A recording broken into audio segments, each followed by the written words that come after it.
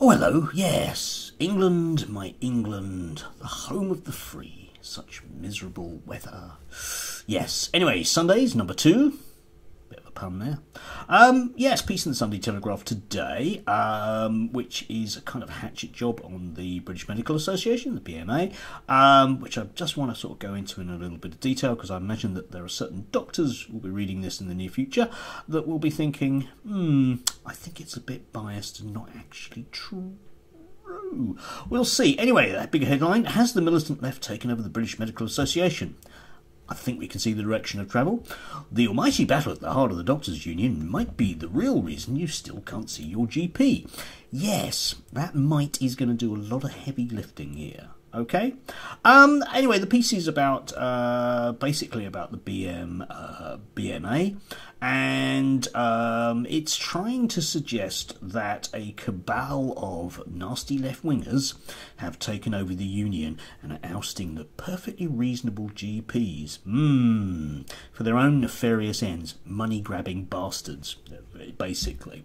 So anyway, I'm going to read some of this stuff and then just slightly unpack it. It's not going to go on too long, don't worry. But just as the Labour Party was hijacked by Momentum, the well-organised grassroots activist movement deployed savvy control of social media. Doctors intent on protest have realised that the levers of power are all too easy to pull. Yes. At regional level, it takes all to swing a BMA election, one poster reportedly wrote on an internet forum for junior doctors, mooting strike action recently. Can we take over the BMA? Noted another. Serious question. I'm starting to think we can. If we rejoin to vote in elections and used our numbers, we could purge these losers. Elections for reps seem to be won by low double-digit numbers of votes. I quite like the idea of taking over the BMA. These dogheads, who knows, aren't ready for us.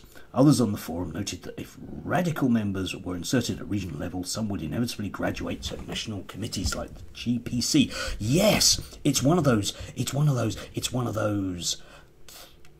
rebellions and nefarious bad people operating in plain sight, isn't it? Yes, somebody's actually looked at Twitter. The key part about this is, well, two key parts about this. It all sounds very, very dodgy, doesn't it? But number one, just as the Labour Party was hijacked by Momentum, just a slight historical one, Jeremy Corbyn was elected and then Momentum was set up. And if the Labour Party has been hijacked by Momentum, you may notice we now have Keir Starmer as the leader of the Labour Party, doing his best impression of a cardboard cutout. So that obviously worked enormously well, didn't it? And yes, okay, let's think a little bit about unions, because this piece is very keen on the notion that the BMA is a union. Yes, unions tend to be run by people that are active in the union. It's one of the natures of democracy, okay? The Conservative Party isn't run by its grassroots members. They make sure of that. The Labour Party isn't run by its grassroots members. That's a work in progress of Keir Starmer, amongst others. You know, the people that do most are the ones that are likely to be in charge. And, drum roll, unions are democratic bodies. How people vote decides the direction of travel.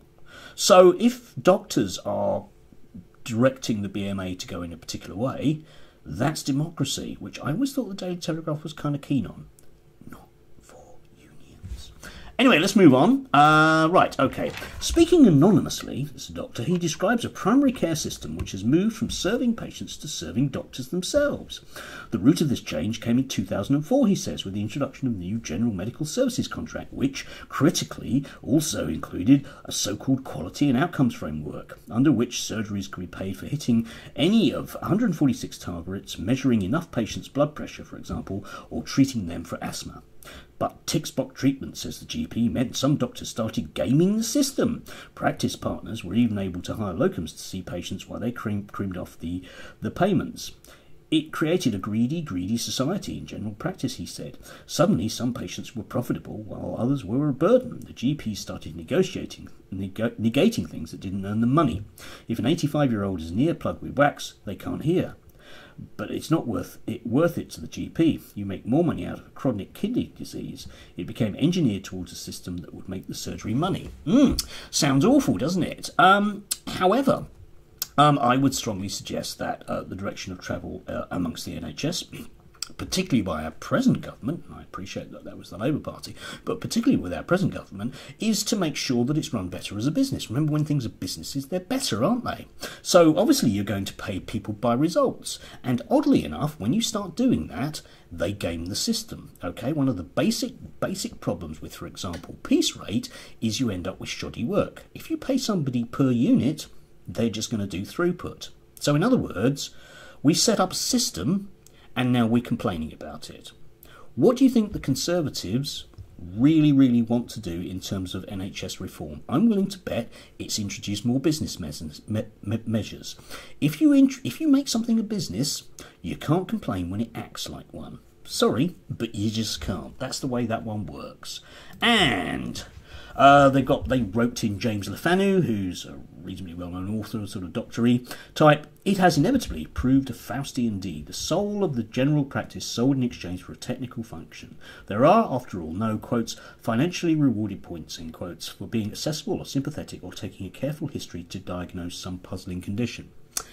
Yeah, which is what I was saying, wasn't it? Most GPs, no doubt, are as dedicated and committed as ever to these new arrangements, which anyhow will have to be modified, which have had to be modified in recent years.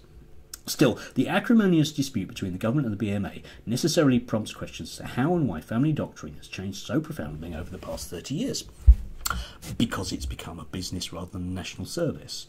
There are those of us, perhaps, who would argue that health is one of those things that should just be provided by the state like a utility, rather than being seen as a cash cow, which is where we come to the basis of this article. I mean, I noticed, for example, this morning that there was quite a bit, Talk Radio have been banging on about this for a long period of time, but GB News decided to rope in various people that had no experience in the area at all to talk about it. Sports commentators and LGB types, they get everywhere, don't they? Just to sort of generally say about how appalling it is and how bad it is that doctors are acting with industrial muscle. Must be destroyed. New laws coming. Now, why now? Why has this huge problem come up? Is it COVID? No. Our present government has an agenda, and they do want to effectively, as much as they can do, a bit like with the school system, completely privatise the NHS. And the major obstacle in their way is the British Medical Association. Simple as. That's it. Okay? That is the blunt thing here. I don't really need to say any more about that. Anyway, have a good day. I've got to go to work today. Got to go out in the cold. Better go and see to my cat.